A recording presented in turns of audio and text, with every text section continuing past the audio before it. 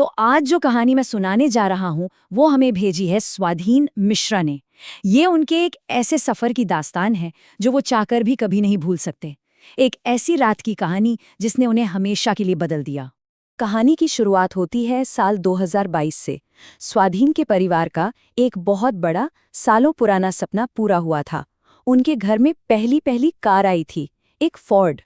अब देखिए, स्वाधीन के लिए ना ये सिर्फ एक गाड़ी नहीं थी, ये एक एहसास था, एक जश्न था। ये इस बात का सबूत था कि अब उन्हें किसी रिश्तेदारी या फंक्शन में बस से सफर नहीं करना पड़ेगा।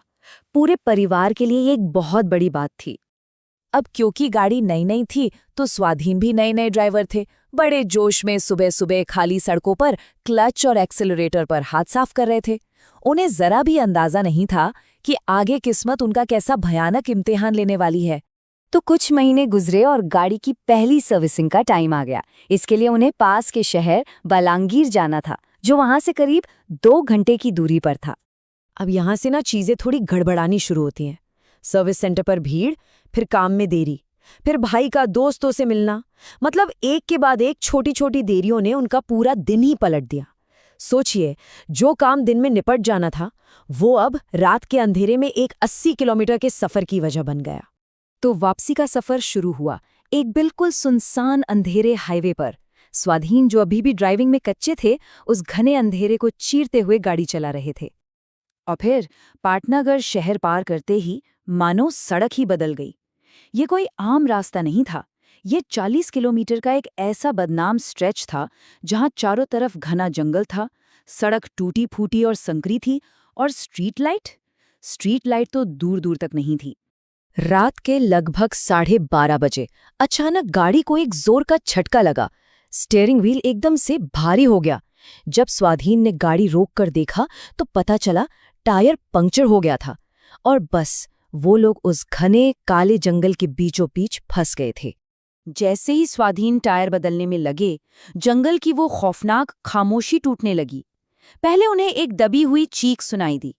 उन्होंने सोचा कि शायद औजारों की आवाज होगी, लेकिन फिर कुछ ही मिनट बाद किसी बच्चे के जोर जोर से रोने की साफ आवाज आई, और देखते ही देखते वो बच्चे के रोने की आवाज एक औरत की दर्दनाक चीखों में बदल गई।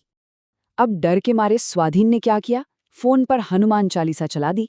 लेकिन टायर तो जैसे किसी ने पकड़ रखा हो, किसी अनदेखी ताकत ने उसे जाम कर दिया हो।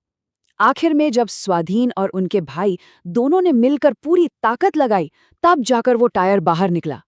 टायर तो बदल गया, पर अब दिमाग में सिर्फ एक ही बात थी, यहां से भागो, बस किसी भी तरह यहां से निकलो। स्वाधीन ने एक्सीलरेटर पर ऐसा पैर रखा कि बस गाड़ी उड़ा ही दी। गाड़ी की रफ्तार थी 130 किलोमीटर प्रति घंटा। सोचिए, उस टूटी फूटी संकरी जंगली सड़क पर इतनी स्पीड।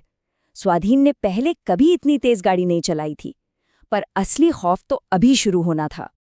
तभी अचानक एक सफेद साया उनकी गाड़ी के ठीक सामने से गुजरा। एक बार, फिर दूसरी बार। स्वाधीन इतने डर चुके थे कि ब्रेक लगाने की सोच भी नहीं सकते थे, बस गाड़ी भगाते रहे। और यहीं पे इस कहानी का सबसे डरावना, सबसे हैरान करने वाला हिस्सा सामने आता है। स्वाधीन ने देखा कि सफेद साड़ी पहने एक औरत, जिसके बाल उसके चेहरे को ढके हुए थे, गाड़ी के साथ साथ दौड़ रही थी, ठीक उनके ड्राइवर वाली खिड़की के बगल में। लेकिन गाड़ी में बैठे उनके भाई और दोस्त को बाहर तेजी से गुजरते हुए जंगल के सिवा और कुछ भी, बिल्कुल कुछ भी नजर नहीं आ रहा था। और जैसे ही सड़क पर आगे एक मंदिर दिखा, वो साया अचानक गाड़ी से दूर हुआ और अंधेरे में गायब हो गया। स्वाधीन ने कांपते हुए जोर से ब्रेक लगाया। उनका पूरा शरीर कांप रहा था। उन्होंने अपने हैरान भाई और दोस्त को जब सब कुछ बताया तो कोई यकीन नहीं कर पाया। वहां से वो लोग किसी तरह घर पहुंचे। रात के 3 बज रहे थे, लेकिन कहानी अभी खत्म नहीं हुई थी। एक और सच्चाई उनका इंतजार कर रही थी। जब उनकी माँ ने पूरी कहानी सुनी तो उन्होंने एक ऐसी बात बताई जिसे सुनकर उनके होश उड़ गए। उन्होंने एक लोकल लेजेंड के बारे में बताया, पितेन यानी एक ऐसी औरत की आत्मा जिसकी बच्चे को जन्म देते वक्त दर्दनाक मौत हो गई हो, और ये आत्मा अक्सर सुनसान सड़कों पर भटकती है। माँ ने ये भी बताया कि ये आत्मा अपनी मौजूदगी का एहसास कैसे कराती है। पहले एक बच्चे के रोने की आवाज और फिर अपनी दर्द भरी चीखें। ये सुनकर स्वाधीन के रोंगटे खड़े हो गए। ये तो वही आवाजें थीं जो उन्होंने जंगल में सुनी थीं। और बात सिर्फ स्वाधीन तक ही सीमित नहीं थी। कुछ समय बाद उन्हें पता चला कि उनके एक दोस्त के साथ भी ठीक उसी सड़क पर एक अजीब घटना हुई थी। उसे लगा था जैसे कोई अचानक उसकी बाइक पर पीछे आकर बैठ गया हो। मतलब उस इलाके की भूतिया कहानियां झूठी नहीं थीं। उस रात के बाद स्वाधीन ने दोबारा कभी रात में उस सड़क का रुख नहीं किया।